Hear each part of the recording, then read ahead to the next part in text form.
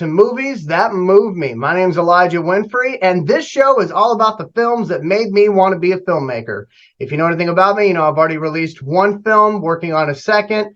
Actually, the second one's in post-production right now, Captain Corpse. We're just waiting on everything to be exactly the way we want it so that when you watch it, you'll really enjoy it. And we are in pre-production on our third film. They're not all connected. They're different stories, even different genres, but we could talk about that at a different point. My point is, these are the films, the ones I'm talking about now, are the ones that made me want to make the films I'm making right now, if that makes any sense to you.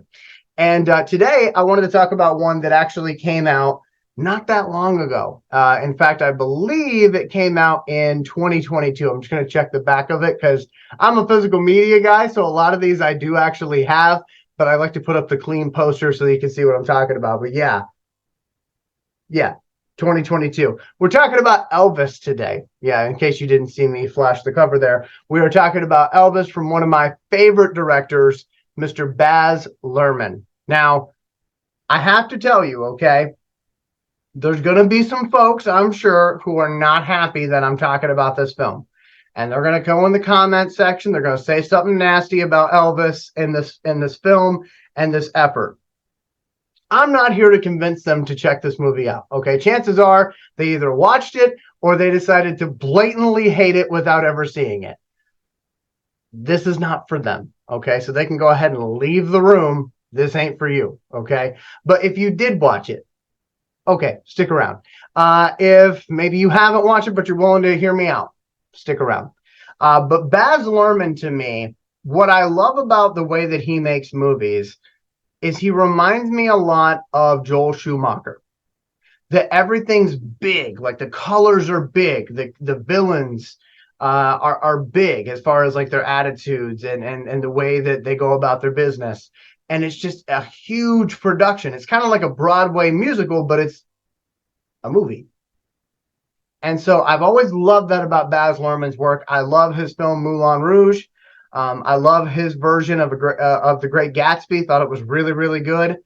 And going into this Elvis movie, I wasn't really sure what to expect. When they announced it, I said, this is either going to be a home run grand slam or this is going to be a horrible film that could potentially ruin this man's career because of how big of a figure Elvis is. And I was hoping that it would have little bits of Great Gatsby feel to it, little bits of Moulin Rouge feel to it. And I even said to my wife when we went and watched it, I said, you know, I if it's got those type of feel to it, that type of vibe to it, I'm going to love this film. And literally within the first 30 seconds, we had our answer because it opens up. And if you haven't seen the film, I guess spoiler, but it opens up with this beautiful like diamond Elvis logo, this like taking care of business logo. Very, very beautiful. And then the first 10 minutes of the film, you feel like you're drinking out of a fire hose. It's on full blast. Okay. You're trying to catch up with what's going on screen. And if you know anything about Great Gatsby and Moulin Rouge, first 10 minutes, you're holding on for dear life, saying, please slow down so I know what's going on. And in Great Gatsby, you see a lot of those like beautiful like designs and things like that that keep popping up throughout the film. So almost immediately, I'm hooked. And then as far as the actual Elvis movie is concerned, you know, I think they did a great job with it. Anytime I watch a film that's about a real person or about real events, you know, what I'm looking for is different than what a lot of other people look for. I'm not necessarily looking for a by the book retelling of everything that happened. What I'm looking for is, are they true enough to the people involved in the situation? That's number one. Are they true enough, you know, to the people that are involved? What liberties do they take with the story? And do those liberties make sense? And three, does the overall story encourage people who either didn't live in that time period or people who did live in that time period reinvest themselves in the person the movie is about? Does that make sense? So if it inspires you to go listen to a real Elvis record or go watch the 68 comeback special, then the movie did its job. That's the way I look at it. Other people don't look at it that way, and that's okay. Everyone's got their own opinions. But for me, I feel like this movie did a good job telling the story. I feel like it certainly got a lot of people who have maybe heard about Elvis, because I mean, really, who hasn't heard about Elvis, it got people to reinvest in Elvis, and for folks who had never really listened to any of his stuff before, I think they did a really good job getting people to listen to his stuff. So overall, I mean, I was really happy with it. Tom Hanks, I know he didn't get a lot of love for his portrayal of Colonel Tom Parker, but I gotta say, to me, I think he did a great job. I really do. And it was interesting because the story is kind of told through his eyes, the villain's eyes. And kind of spoiler alert, at the end of the movie, he turns it on us as an audience to say, it ain't my fault. I'm not the reason Elvis died. It's your fault. You're the reason Elvis died. And I've never seen a movie do that before. I've never seen a movie look at the audience and say, you're the problem. And so walking out of that movie theater, man, like I was really blown away by it. And I own it. Obviously, as I showed you earlier, I watch it a ton, probably way too much. I might even go watch it after I'm done with this. But I really, really enjoyed it. And listen, Austin Butler, man, I thought for a good majority of 2022, I thought he had that Oscar sewed up. And then I saw The Whale and I said, I don't care who wins, whether it's him or Brendan Fraser, but man, both of those guys killed it in the movies they did last year. And I'm very interested to see how Austin Butler builds off of this, off of his Elvis portrayal and all the love he got for it.